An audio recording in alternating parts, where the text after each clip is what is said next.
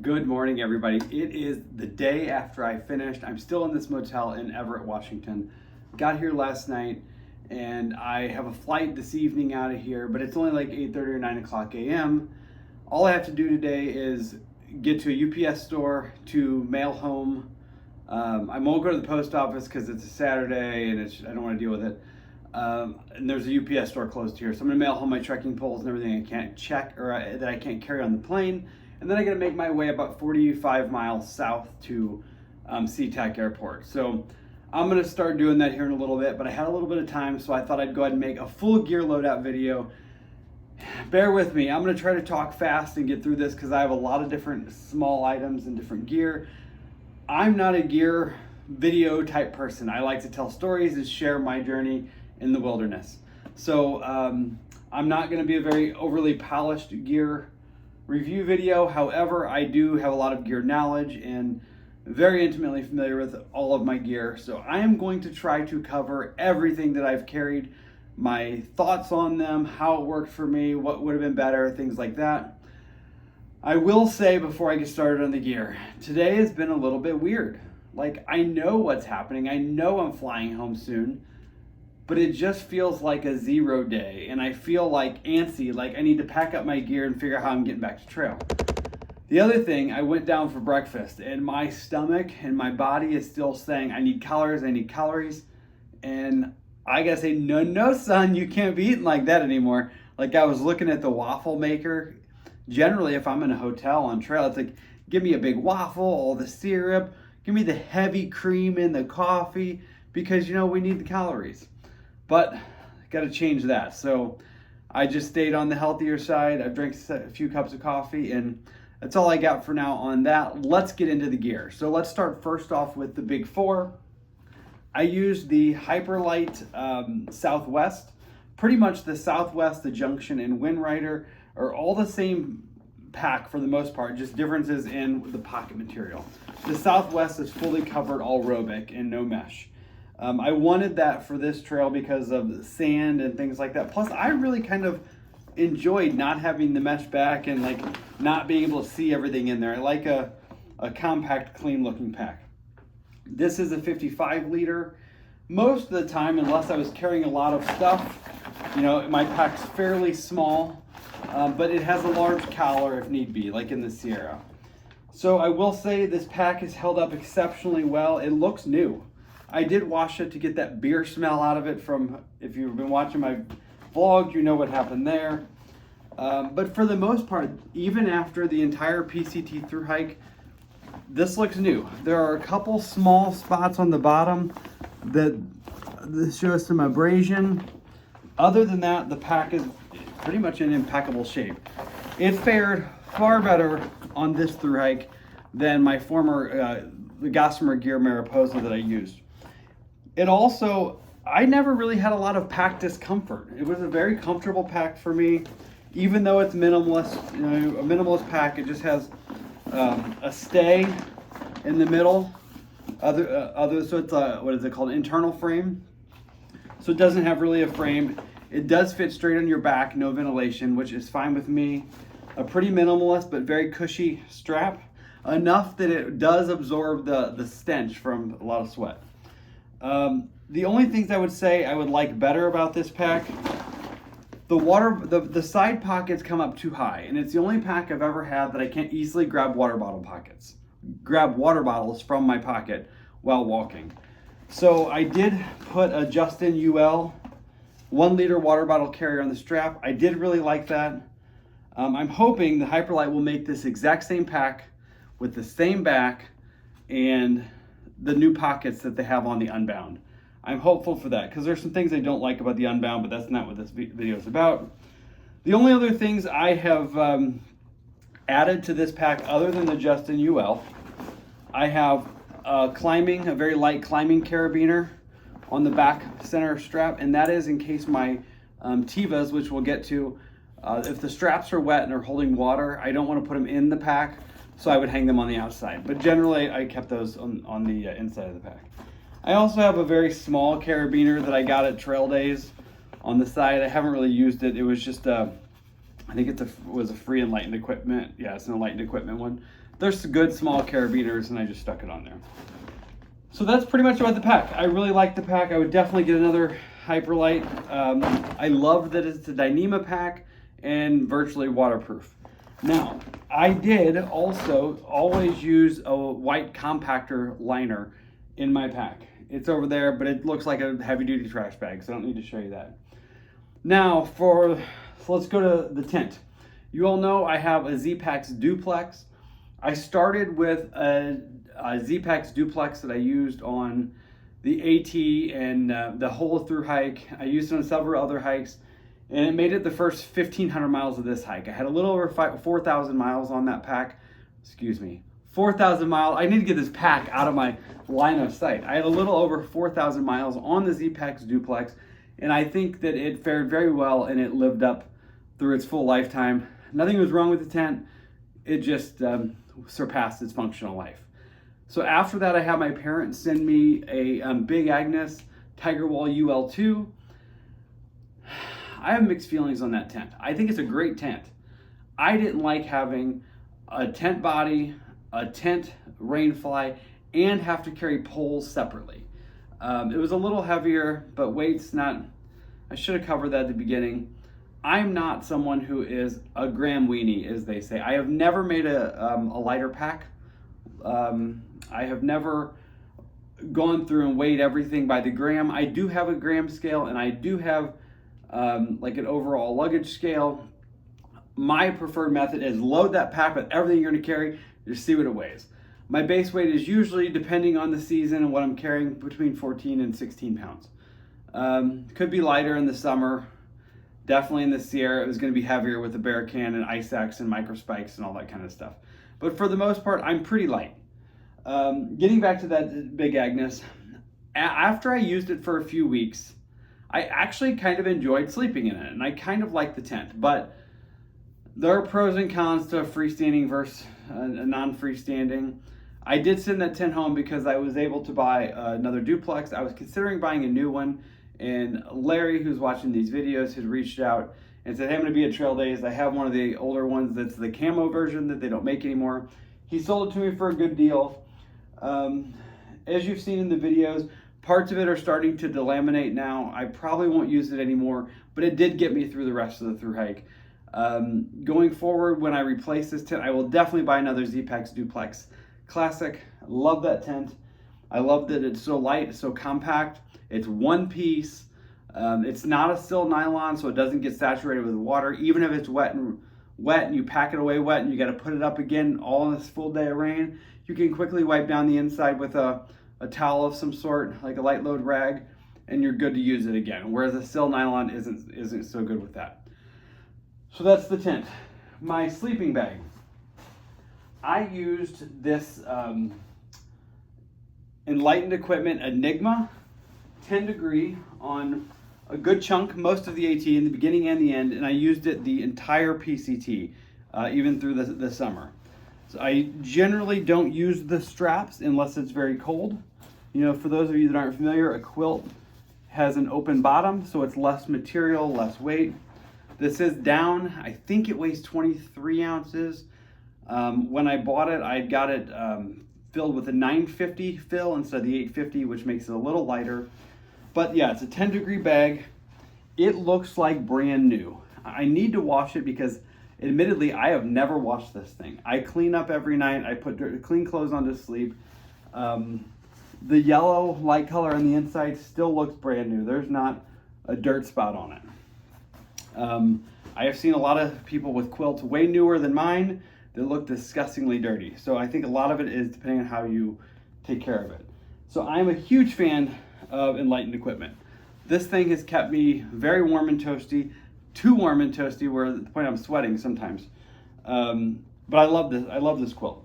I have another one, a lighter synthetic, 40 degree, but I did not use it at all on this hike because of the elevation and the constant in and out of the higher altitudes. I kept a 10 degree the entire time. I would carry this again. I absolutely love this quilt. Maybe one of my favorite pieces of gear. Also, when the toe box gets wet at night or it gets damp, just be it from humidity, it dries in the sun exceptionally fast. Like it'll go from pretty damp to completely dry in 15 minutes or when it's hot sun. I do like having one dark color because it grabs the sun and heats it up a lot quicker. But I also like having the inside a bright color just in case you would need it for like a rescue type situation to flare a helicopter. Okay, that's that. Now, here's what I'm super excited about. My sleeping pad. I went through 5, I think, sleeping pads on the AT. I had constant trouble with different pads. Now, I've been afraid to say something. This Thermarest Neo Air X-Lite, I bought, it does have the newer wing valve, but they came out with a newer one about a year ago. It's slightly different color, supposed to be a little quieter. So this was on sale at REI for like $150, like when the new ones were coming out. This is one of the older ones. I got this and oh my goodness, I have not had one leak, one hole. I've done no patches. I used this on the Art Lobe and the Bartram and then the Smoky section hike as well before this trail. So we're talking 2,900 miles probably on this sleeping pad. I have slept a lot of nights on it. It is pretty dirty from being on the ground and it's kind of stained from dirt, but I can't say enough. The last couple weeks I've been like, I'm so afraid to say it. I can't believe this is making it this long. And if you get it in the regular size, it only weighs 12 ounces. I started with a wide one of these a few years ago and I don't need the wide. This one's perfectly fine for 12 ounces. Also use the Sea to Summit pillow. I had the slightly larger one. I don't remember what size this is.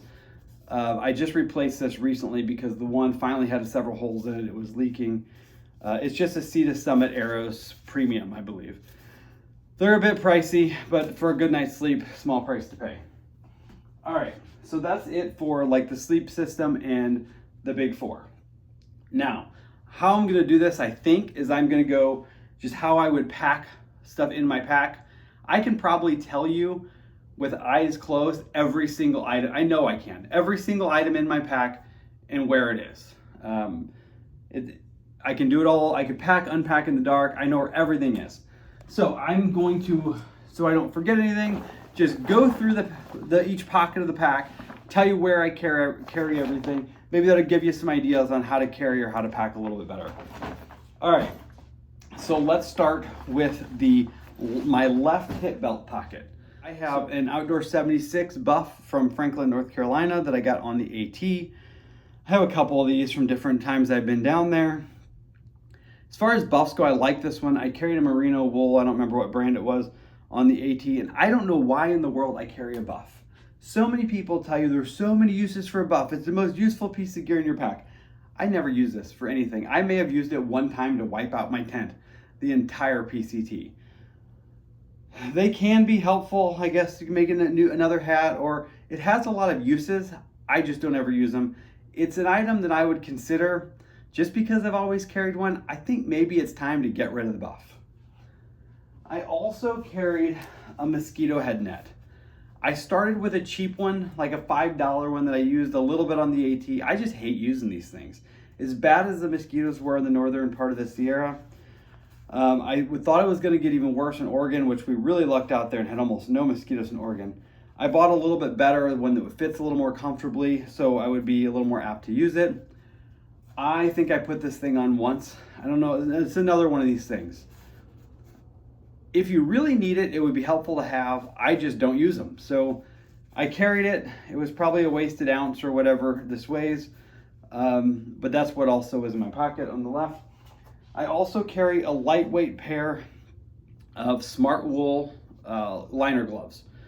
I wore these and kept these. I wore these a lot. You've seen them on my hands a lot lately. I would keep that also in the left hip belt pocket almost the entire hike for probably up until after the Sierra. Starting in NorCal, it was warm. I wasn't going to use them. I did just put them in my clothes bag part of the time, so they have freed up a little more room in that pocket. Not that I ever really put anything else there. I didn't need them, so I put them somewhere else. But then I carried them in that same pocket the last 500 or 600 miles of the trail. So for the most part, these also live there. My right hip belt pocket. Carried a couple things. I always had, it's still in the baggie, but some Gold Bond friction defense.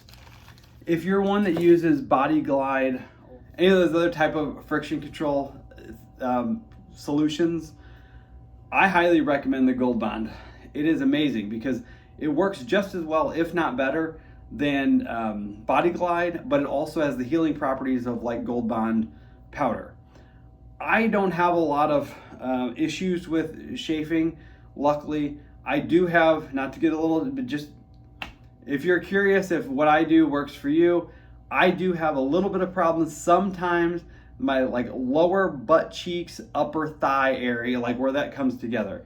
But I rarely use that. Sometimes I may use it once every couple weeks or something. But if I start to get a hot spot, I'll also just put that on there and clean it all up with like a wet wipe, and then put that on there at night. It's almost always completely good by the next morning. Also in my right pouch, I always kept a bottle of sanitizer. Here's just like a 1 ounce bottle, and so that was always right there. The other thing, I know most thru hikers do not carry any type of deodorant. I'm just a happier camper when I have some deodorant. I have been carrying, there were parts of this trail where I did carry a full size thing of like Old Spice, but for the most part, the last half of the trail, I had some type of deodorant. It was usually one of these small aerosol bottles that you get in like a travel section. Like this is the Axe because I'm feeling cool. I also carried like a Dove brand, just whatever you can find in the travel section. Put it on probably even every other day. It makes my life so much happier.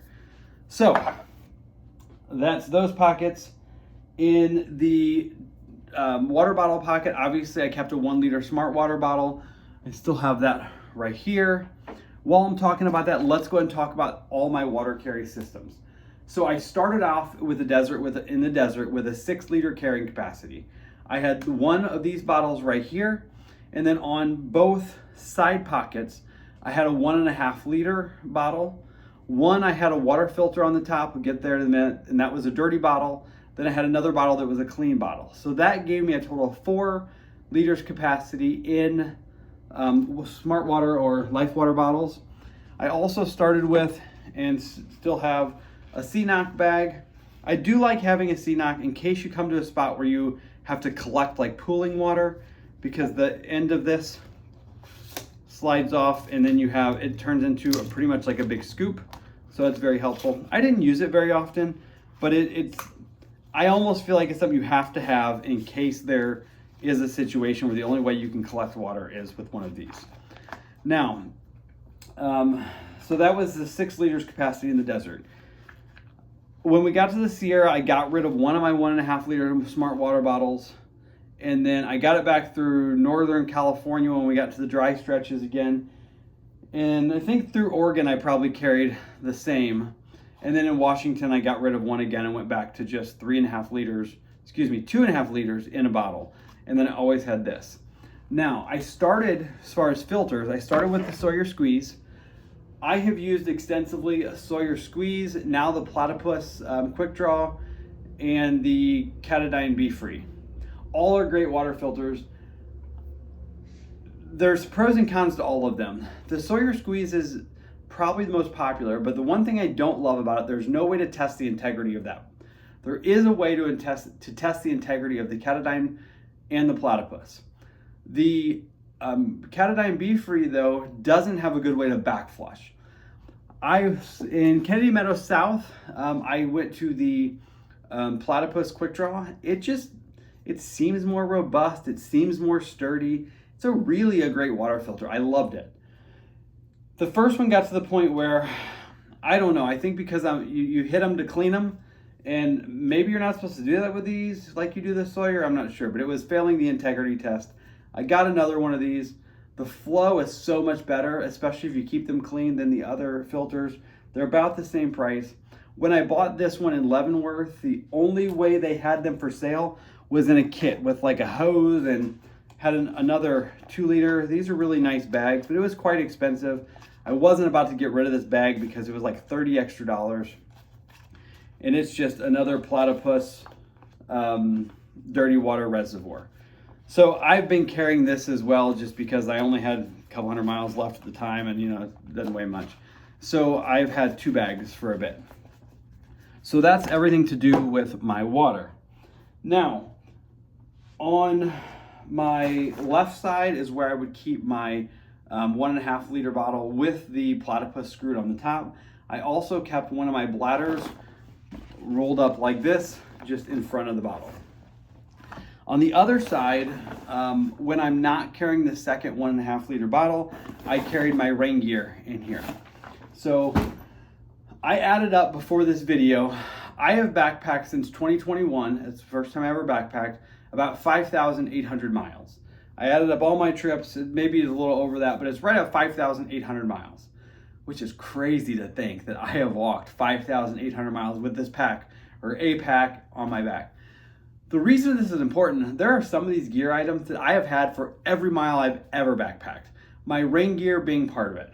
I do have the Montbell Versalite. I have pants and the jacket. Neither of these have a hole, a tear, a rip, and I have literally worn these things for 5,800 miles. I haven't always worn them, but I've always had them. Pretty much my rain gear has been, anytime I'm doing laundry in town, most all hikers are wearing their rain gear. A lot of people out here didn't have rain pants, which I find a little crazy. I love my rain pants because they're also wind pants. And sometimes you really need these. The Montbell Versalites are on the higher, more expensive side, but I think from all the different people on trail and both long trails and the other littler trails I've been on, so many rain jackets wet out in an hour or less. This rain jacket and pants, they're amazing. I have had these things for over 3 years and almost 6,000 miles. Not a hole, not a tear, not a rip. They still look almost new and function very well. The jacket is starting to get like some wear marks and everything on the inside from carrying the pack over the top of it. You've all seen me wear this jacket a lot, especially the last couple weeks as it's been colder. Since I keep it on the outside of my pack and readily available, it's usually my go-to like wind layer and quick, just need to get warmed up for a little bit or start in the morning. So yeah, the Montbell Versalite, I cannot imagine using there's nothing else on the market, in my opinion, close to as good as this. Now, they both do come with their own stuff sacks. I know a lot of hikers, they get rid of the stuff sacks. I always kept them. They don't weigh much of anything, and it does help to keep them in good shape and protected. The other rain item I've always carried, I have a pair of REI rain mitts. I wear these all the time, especially when it's raining, or I've worn them a lot lately just when it's windy. They're very light, keeps your hands dry. You can, in really cold weather, I would layer my smart wool gloves under these. Again, I would never change those. There may be some better rain mitt out there, but the REI one's the one I've had for a couple years and it's worked very well for me. Okay, back to the pack. On the back pocket or the front, depending on which way you're looking at, I always carried my trowel, which is right here. I use a snow stake. I used to use the deuce of spades. The snow stake is so much more comfortable on your hands, digs so much better, and you can see that one's kind of worn from digging in rocks and sand and that. But I went to this just before this hike. Probably will never use the deuce of spades again.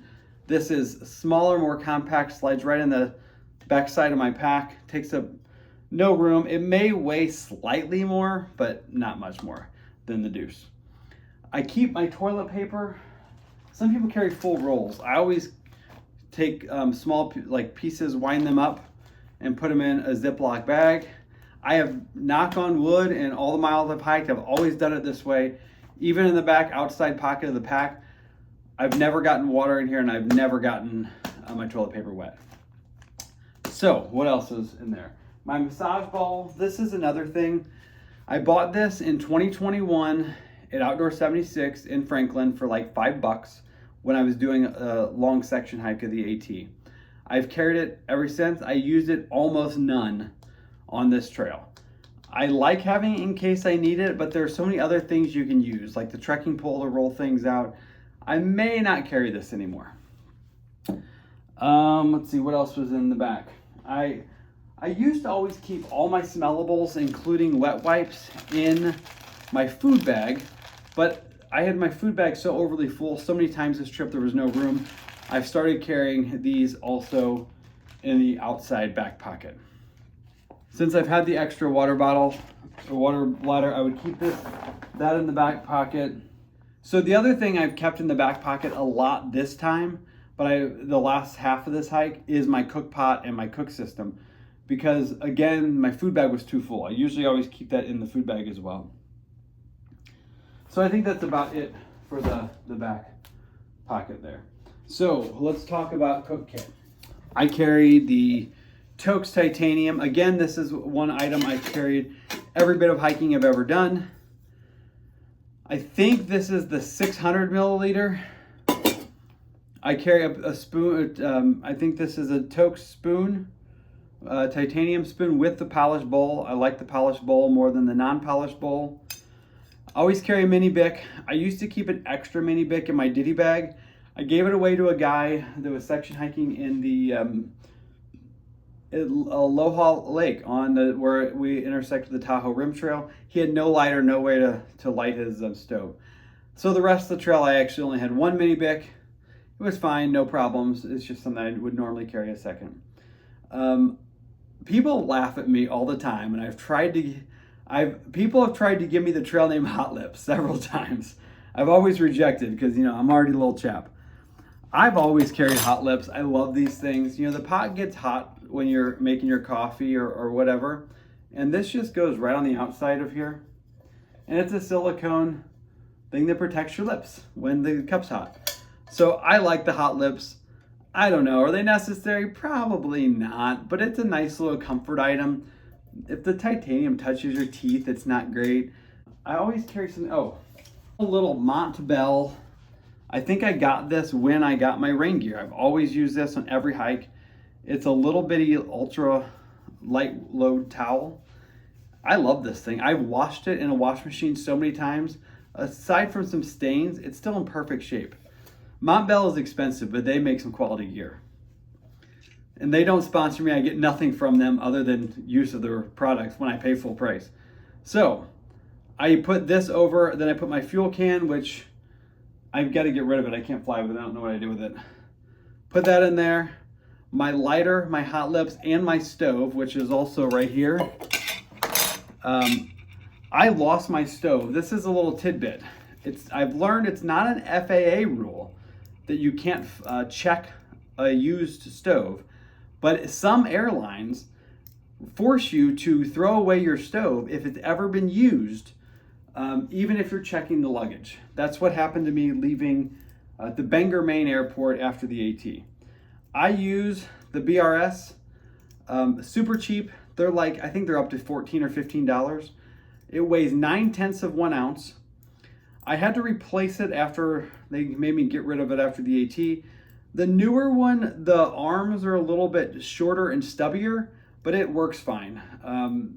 You can see here just for size, it's tiny. It folds up to almost nothing.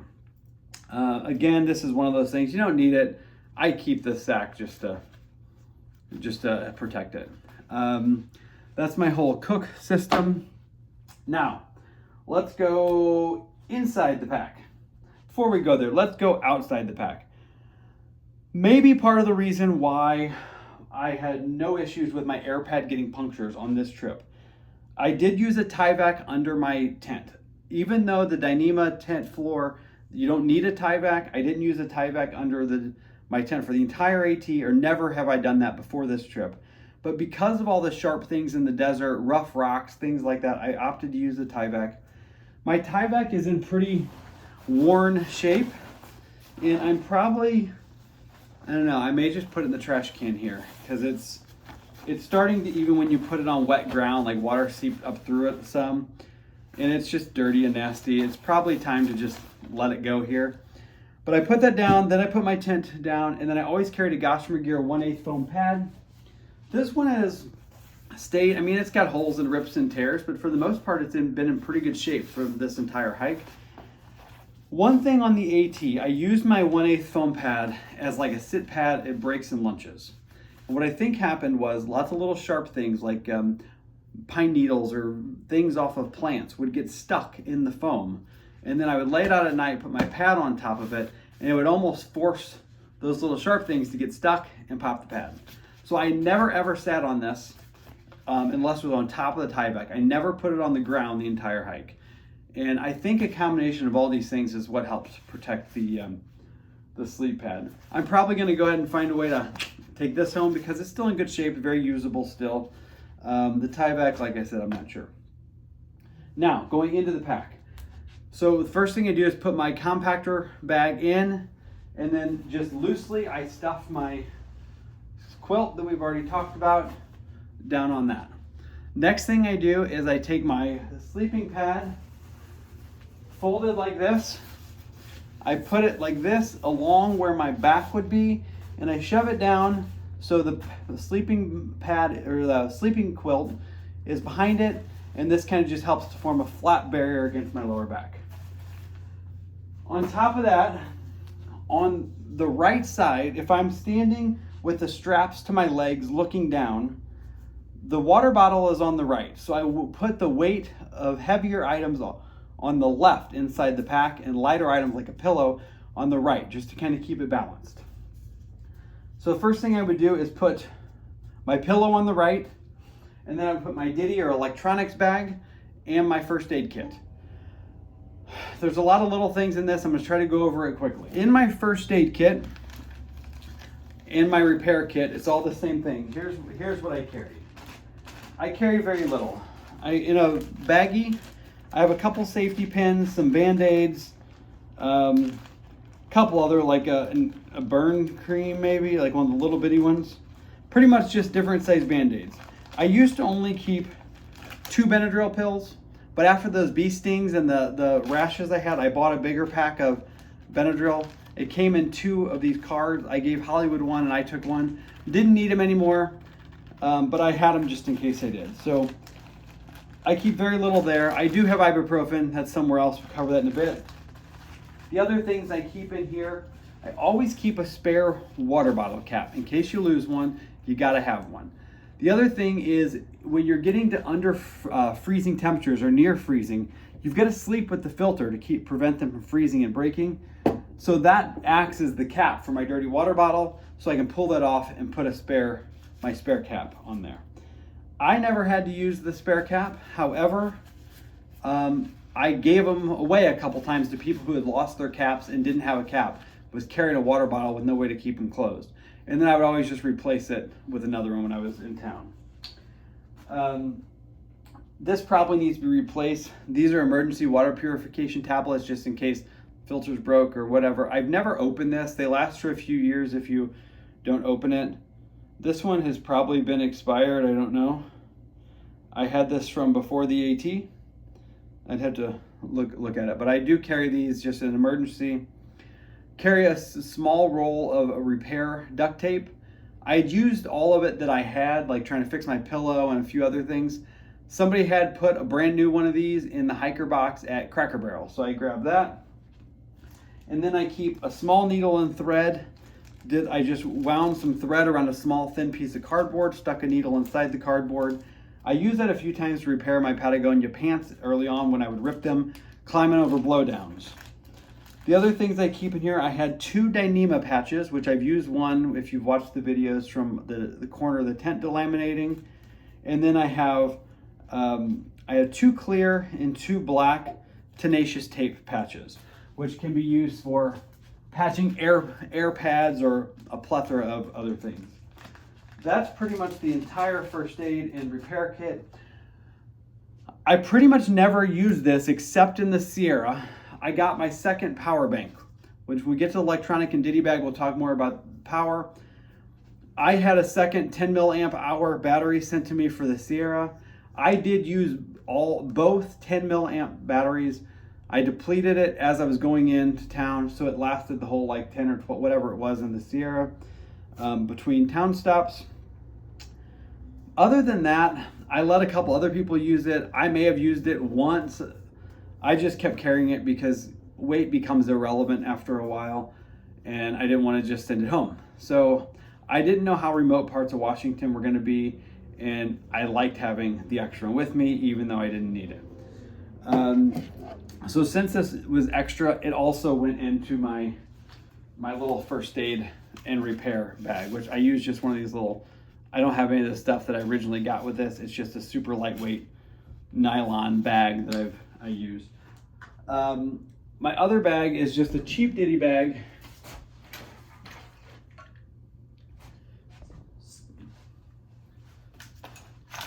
Some people would say that I have too many cords and there's ways to streamline this.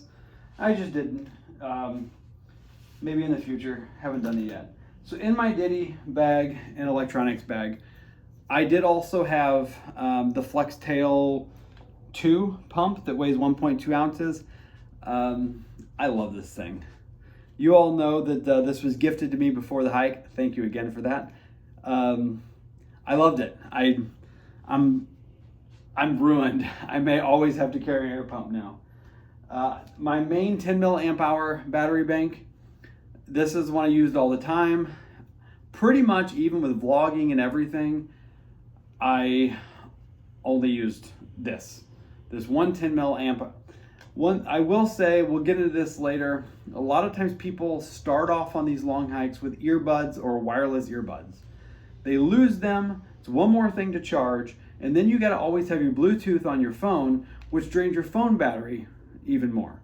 So if you go to a wired earbud and have your phone in airplane mode, other than when you're actively trying to use it, your phone doesn't take very much battery. And like I said, I edit every night, I vlog all day, every day, and I use it for far out and everything else. 5 to 6 days in the woods, this is all you need. 110 milliamp hour. Now, I do have a fast charger. This is the same one I've had for a long time. It has 2 different ports, the smaller, USB-C-A and USB-C. The bigger one, older style, is the A. I probably need to upgrade this for my system because I carry more electronics. One thing I did not mention on the outside of my pack, I also have a Garmin InReach. You've probably all seen this in all the videos. It's just a satellite communication device with the oh crap button, just in case you need help. I didn't think I ever needed this on the AT. I had it for the first time on this trail. I will probably never go in the backcountry without it again. I love this thing. It gives you so much peace of mind, or gave me so much peace of mind. For 12 bucks a month, I mean, you can look into what they are. I love this. So, and if you don't do tracking, the battery stays good for like 30 days, even on. The SOS button works even when it's off. But yeah, those things are great. I don't think I ever recharged it from my battery banks. Same with this. I think it'll blow up a pad. Somebody tested it like 30 times. Never once recharged this from a battery bank. So this fast charging thing I probably need to work on a little bit. You have to have the fast charging cord for the iPhone. So I have that. I had to carry a separate small cord to charge my phone from the power bank. Now, it is like a redundancy. My spare power bank, I could have charged my phone with this cord if this cord broke or something. I also have separate cords to charge my Garmin, and my air pump take the same cord, and then I had to have a different cord to charge power banks. So I have all my cords and my power stuff in there. I also carried a light load towel. These are the, like, you drop a little water on it and they get bigger. This was a spare new one. I have another one that I probably already threw away that I carried just different places in my pack. Usually it's in the back pocket, or on this, depending on if I've used it or not, if it was wet or dry.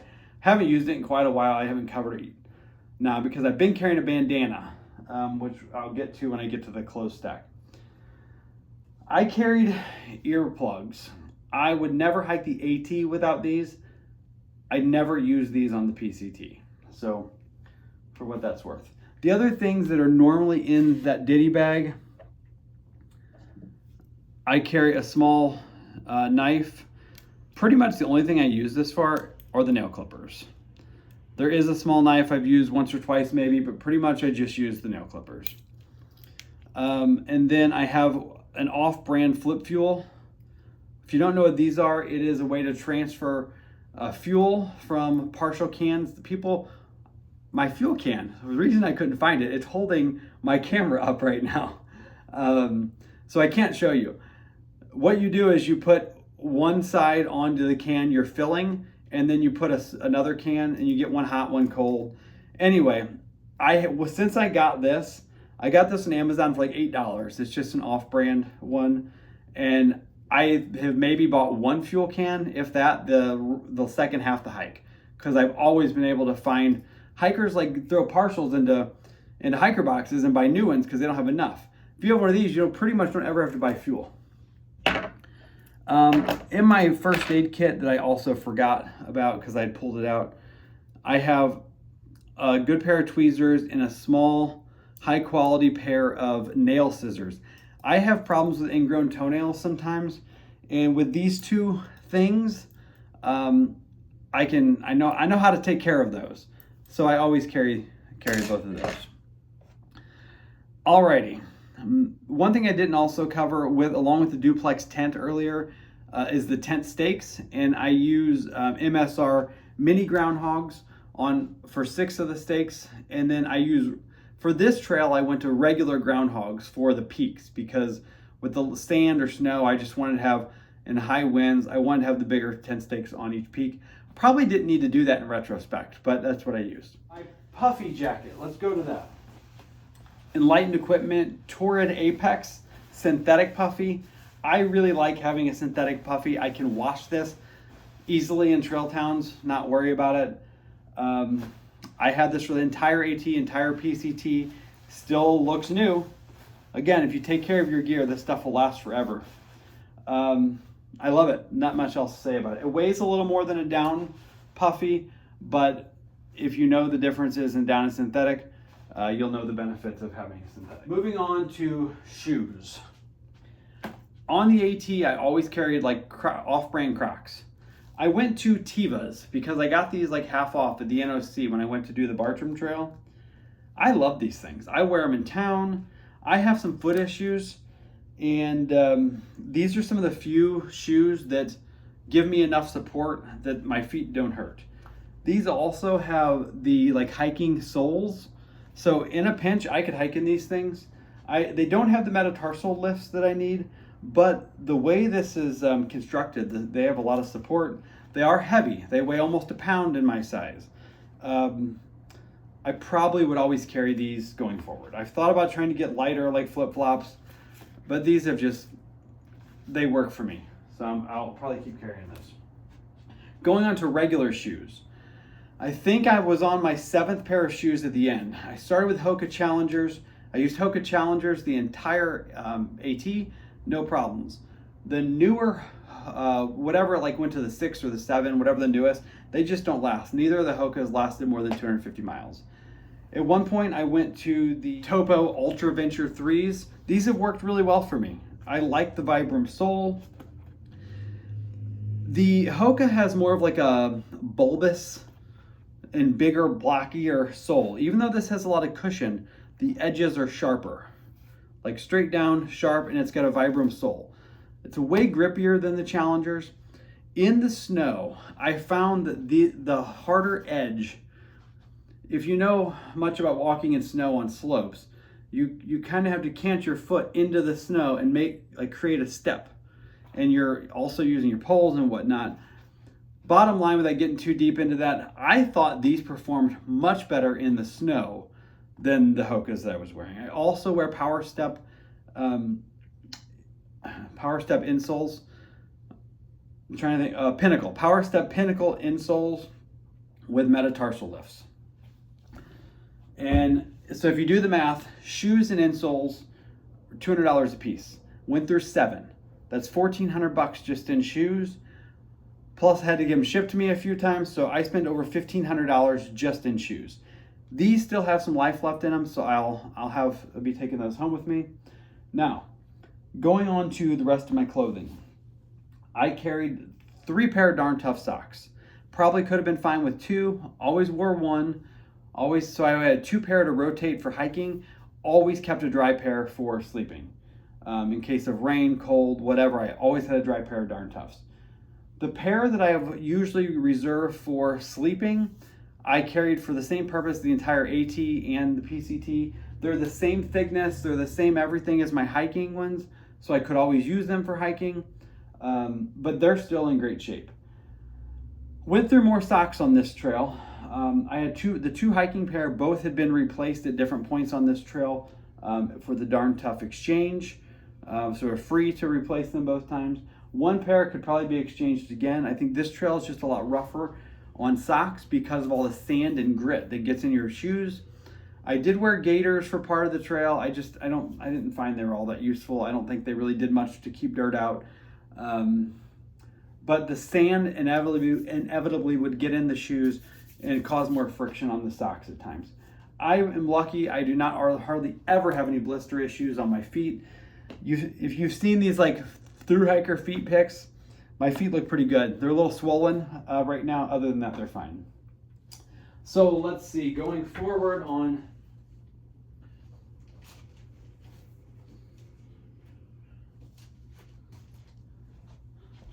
let me go ahead and just grab the rest of my clothing here. So as most of you know, I had a Senshi Designs. I started with a Lightheart gear that's a thicker mid layer, and then I don't remember when, at some point I got this. This thing weighs like 3.5 ounces, super light. I used it a lot. You've seen me wearing it on trail. It's so breathable. It's good for just a slight warmth active layer. So if you're climbing, it still breathes pretty well. So my socks, I have just a cheap REI synthetic sock hat, with no hair. My head gets cold easy. I never hike in this. This is only for sleeping. I use this for almost maybe all the hiking I've ever done. I've always had this for sleeping. It's probably time to replace it. I have a pair of Brooks running shorts that I bought in Bishop. I paid too much money for them, but I needed shorts. I started with a pair of those wild colors, and I'm drawing Janji, I think was the brand of those. It was something I got off the REI clearance rack. These Brooks held up really well. I think I got them around mile 900 and something. So I've worn these almost every single day for 1,600 miles, and they're worn, but I'm still wearing them now. The underwear I wear, I've tried. Everybody loves the whatever they're called. I'm drawing blanks right now. The brand that everybody likes to hike with, I can't wear. These are some cheap from China on Amazon. They're super lightweight. It's all I wear hiking and regular life now. The only downside, they only come in like wild colors. These are some of the more wild ones. I have some of the more tame ones on. I have like blue, pink, white, different colors, but they all have like this texture. It's got a really small, light waistband. They're fitted very well. They're great underwear. They're just some cheap something on Amazon. I have, like I said, only underwear I ever wear.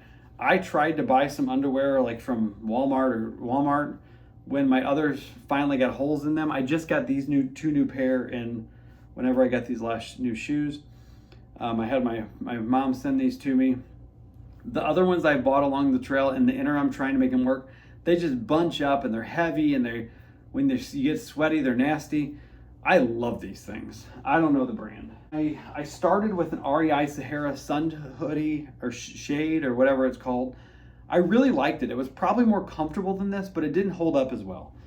Again, in Bishop, when I needed to change my clothing out, I bought this North Face, and the labels coming off and all that. But for the most part, no holes. It did its job. I really, really enjoyed this. It's like a SPF 40, I think, or 45. It's just a North Face brand sun hoodie.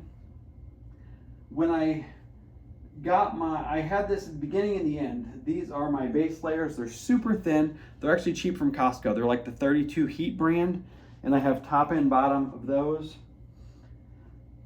I did keep these the entire trail. These are my Patagonia Terrabon joggers. They weigh, 6 or 7 ounces.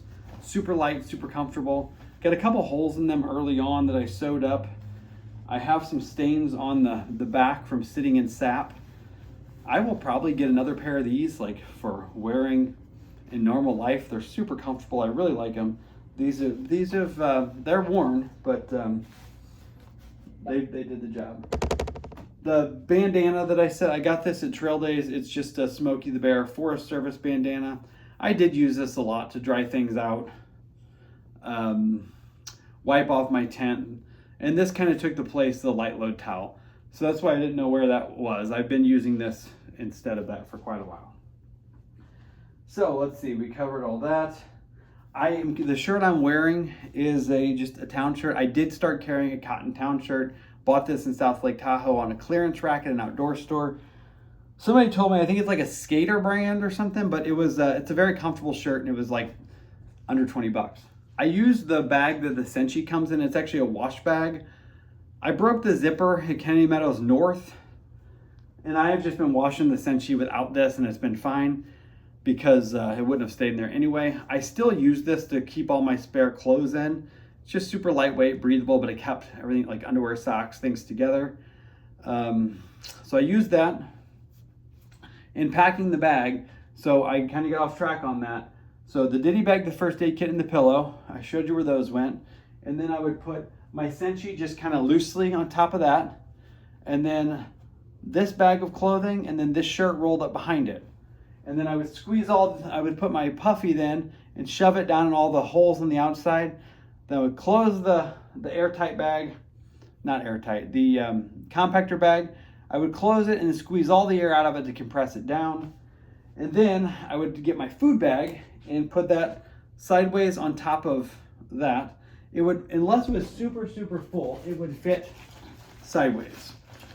There were times that it was really full. I'd have to readjust how I packed it. This is just a Z-Packs bear bagging kit. Comes with the rope and the rucksack. I'm probably going to throw that rope away here. I've had this every bit of those 5,800 miles or so that I've hiked. I'm going to keep this. It's in pretty rough shape. Dyneema's kind of pull on the inside and outside and whatnot. But that bear rope reeks of stale beer because that can broke in my pack.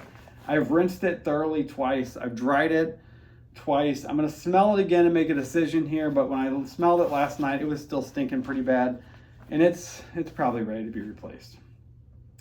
Okay, so after the food, I would also put my Tivas, which we've already covered.